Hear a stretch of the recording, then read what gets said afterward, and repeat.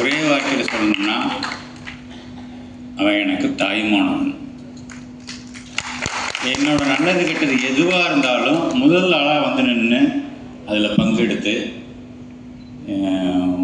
உடன்பிறப்பா நானே சொல்லிட்டேன், தாய்மானவன்னே சொல்லிட்டேன். அது மாதிரி தாயும் தகப்பனுமா இருந்து என்னை பார்த்துக்கிறவன். அவன் எப்போவுமே நல்லா இருக்கணும்னு அவன் நான் என்ன நினைக்கிறேன், நானும் அவனை நினைக்கிறேன்றது 100% ரொம்ப மனப்பூர்வமாக சொல்லிக்கிறேன், விருப்பப்படுறேன். அப்புறம் ஹாரிஸ் 25 ரொம்ப சந்தோஷம். தயாரிப்பாளர்கள், புதுமுக நடிகர்கள் கொண்டு வருங்க.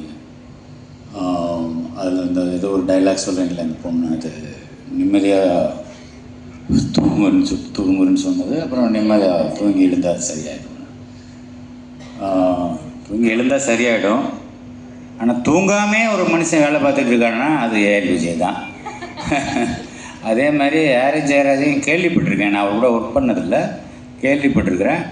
அவரும் வந்து எந்த நேரத்தில் எந்திரிச்சு ஸ்டுடியோவுக்கு வருவார், எந்த நேரத்தில் வந்து அவருக்கு ரெடி பண்ணிவிட்டு கூப்பிடுவாருன்ற மாதிரிலாம் சொல்லுவாங்க. அவருக்கும் என்னுடைய முதல் வாழ்த்துக்கள். மேடம், நான் உங்களை கவனிக்கிறேன் வெளிச்சத்தில்.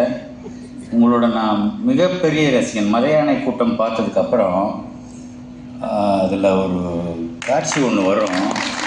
விஜயமல்ல ஒரு காட்சி ஒன்று வரும்.